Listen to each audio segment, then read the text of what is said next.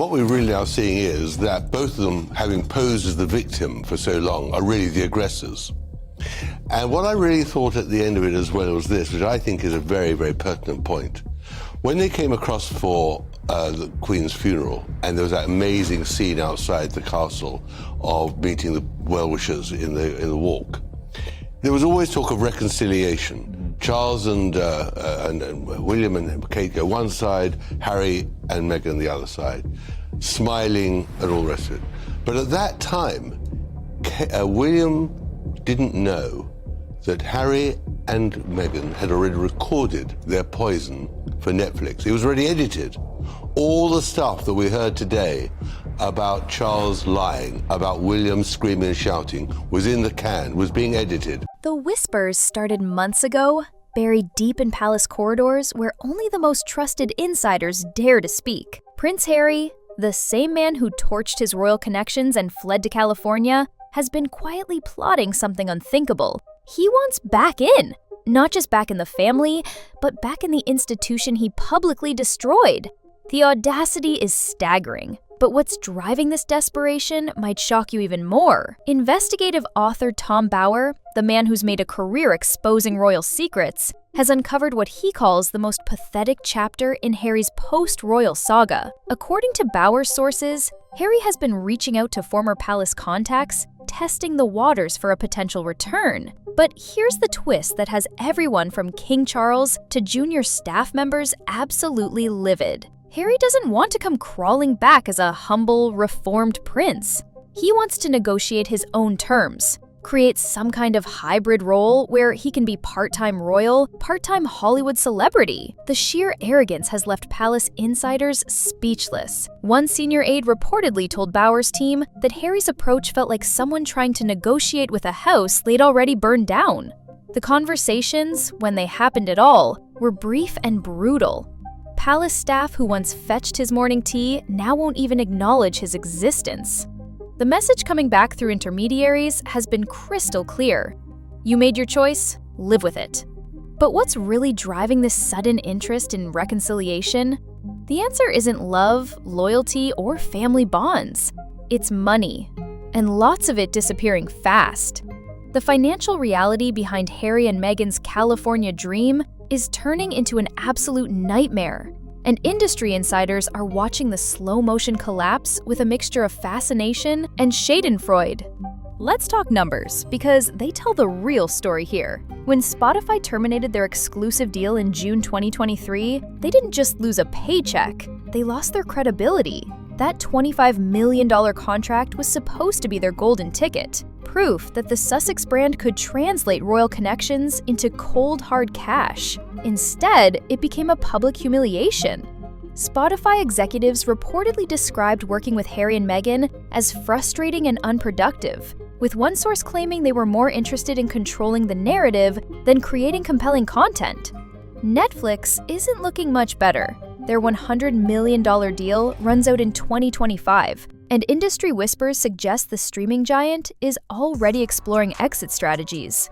The Harry and Meghan documentary series performed well initially, but follow-up projects have struggled to gain traction. Meghan's animated series was quietly shelved, and Harry's various documentary pitches have been met with lukewarm responses from Netflix executives who are increasingly focused on content that doesn't come with royal family drama attached. Meanwhile, the bills keep mounting. Their Montecito mansion costs around $3 million annually just to maintain.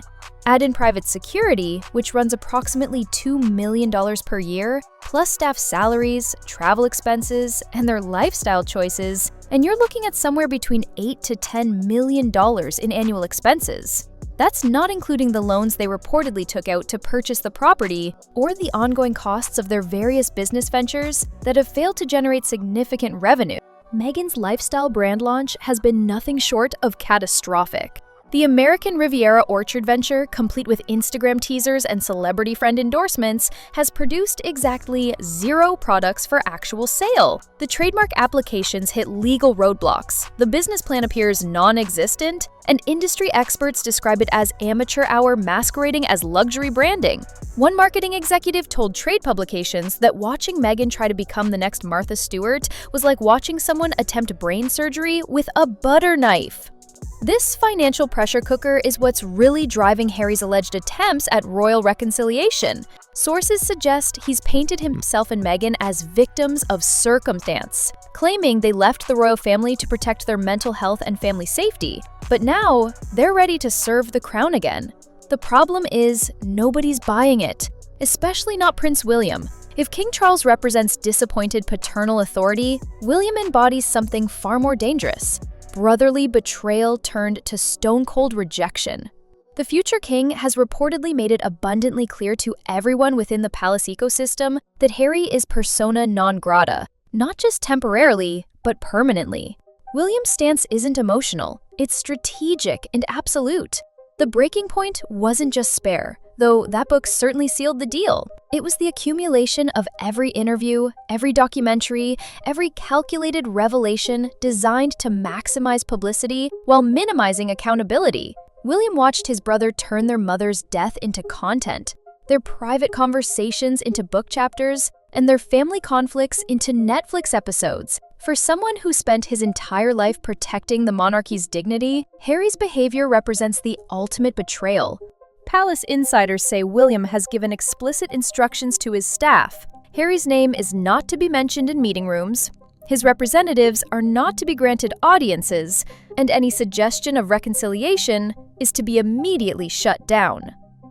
One senior aide described William's position as scorched earth, meaning there's no path back, no olive branch, no family therapy session that's going to fix this breach. The practical implications are staggering. William will be king someday, possibly sooner than expected given his father's health challenges. When that happens, Harry won't just be the Spare who was cut off, he'll be the exile who was specifically rejected by the monarch who knew him best. That's not just personal drama, it's constitutional precedent that will echo through royal history. But William isn't fighting this battle alone. He's got an unexpected ally in Queen Camilla, who's transformed from Harry's victim into his most formidable opponent. The woman who endured decades of public criticism and media harassment before finally achieving acceptance as Charles's wife, and now queen consort, has zero tolerance for Harry's comeback fantasies. Spare didn't just insult Camilla, it attempted to undermine everything she'd worked to build. Harry portrayed her as calculating, manipulative, and dangerous to his mother's memory. For someone who spent years carefully rehabilitating her public image, these attacks felt like professional sabotage. But unlike the old days, when Camilla would suffer in silence, she's now got the power and position to fight back. Sources close to Camilla describe her position on Harry as absolutely not under any circumstances. She's reportedly told Charles that welcoming Harry back would be tantamount to rewarding bad behavior and setting a precedent that could destroy the monarchy's credibility. More importantly, she's got the political savvy to make her case effectively. Camilla understands that royal survival depends on public trust, and public polling shows overwhelming opposition to Harry's return. The numbers are brutal for Harry. Recent surveys indicate that over 70% of British citizens oppose any form of royal comeback for the Duke of Sussex. Social media sentiment analysis shows even worse figures, with hashtags like No Way Harry and Royal Reject trending regularly whenever rumors of reconciliation surface. The British public, once sympathetic to Harry's struggles, has largely turned against him. This isn't just about hurt feelings or family drama, it's about a fundamental breach of the social contract between the royals and their subjects. The British people accept the monarchy because it represents stability, tradition, and service above self. Harry's journey from beloved prince to Hollywood celebrity to struggling entrepreneur represents everything the institution stands against. He chose personal freedom over duty. American celebrity culture over British tradition, and financial gain over family loyalty. The viral social media responses tell the story better than any poll. Comments like, "You can't trash the family and expect an invitation to dinner," and "Hollywood didn't work out, so now he wants his old job back," capture the public mood perfectly. People feel manipulated by what they see as calculated moves designed to generate sympathy and, ultimately, financial opportunity. Even more damaging is the perception that Harry and Meghan have turned royal drama into a business model. Every family conflict becomes a potential documentary. Every personal struggle transforms into content. Every private conversation might end up in a book or interview. That's not just unseemly, it's unsustainable for any family, let alone one that represents national identity. Back in Hollywood, the Sussex brand is experiencing what industry insiders call a slow fade. They're not being dramatically canceled or publicly rejected, but they're quietly being moved to the back burner. Producers return calls more slowly, meeting requests get postponed indefinitely, and new project pitches receive polite but non-committal responses. The problem isn't just the quality of their content, though that's certainly part of it. The bigger issue is the perception that working with Harry and Meghan comes with inevitable drama. When your personal brand is built around conflict with your own family, potential business partners start wondering if they'll be next. Nobody wants to sign a deal knowing that private conversations might become public content if the relationship sours. Industry executives describe the situation as a trust deficit. One Hollywood producer told trade publications that working with the Sussexes felt like handling dynamite. You never knew when it might explode. That's not the kind of reputation that leads to long-term success in an industry built on relationships and discretion. Meghan's individual efforts have fared even worse. Her podcast work was criticized as self-indulgent and poorly produced. Her lifestyle brand efforts have generated more mockery than sales. Her attempts to position herself as a thought leader in wellness and social justice have been met with skepticism from activists who question her commitment and authenticity. The entertainment industry is particularly brutal when it comes to failed reinvention attempts. Hollywood loves a comeback story, but only when it feels genuine and earned. Harry and Meghan's trajectory from royal rebels to struggling entrepreneurs doesn't read as inspiring. It reads as cautionary. They had every advantage: fame, connections, initial public sympathy, and they appear to have squandered it through poor decision-making and strategic miscalculations. Meanwhile, King Charles finds himself in an impossible position. As a father, the situation with Harry represents personal heartbreak on a scale that's difficult to imagine. As a monarch, it represents a test of institutional strength that will define his reign. The man who spent decades waiting to become king now faces the reality that his own son has become one of the monarchy's greatest threats. Charles's approach has been notably different from his late mother's style. Where Queen Elizabeth maintained stoic silence in the face of family drama, Charles has been more willing to express disappointment and frustration. Palace sources describe him as deeply hurt by Harry's public attacks, but also firmly resolved not to reward bad behavior with concessions. The king's position is complicated by his own history. He knows what it feels like to be criticized by the press and public. He understands the pressure of royal life and the temptation to seek freedom outside the institution. But he also understands that the monarchy's survival depends on maintaining standards and consequences. Letting Harry return without accountability would send a message that royal duty is optional and public service is negotiable. Charles has reportedly told close advisors that he remains open to personal reconciliation with Harry as a father, but that's entirely separate from any professional relationship with the institution. The king can love his son while refusing to reward behavior that threatens the crown's credibility. It's a distinction that Harry either doesn't understand or chooses to ignore. The constitutional implications of this standoff extend far beyond family drama. The monarchy's power comes from public consent, and that consent depends on the institution being seen as worthy of respect and support. Every scandal, every breach of protocol, every example of royals prioritizing personal interests over public duty erodes that foundation. Harry's situation has become a case study in how quickly royal privilege can evaporate when separated from royal responsibility. Without the institution's support structure, protection, and purpose, he's discovered that being a former prince in Hollywood is less valuable than being an active prince in Britain. The title remains, but the relevance has faded dramatically. This is where the story gets really ugly for Harry. He's not just facing financial pressure or family rejection, he's confronting the reality that his post-royal identity has failed to materialize in any meaningful way. He's not a successful entrepreneur, influential activist, or compelling media personality. He's a former royal who burned his bridges and now faces the consequences of those choices. The most damaging aspect of Harry's current situation is how it's reshaped public perception of his original complaints about royal life. When he and Meghan first spoke about feeling trapped, unsupported, and misunderstood, many people sympathized with their struggles.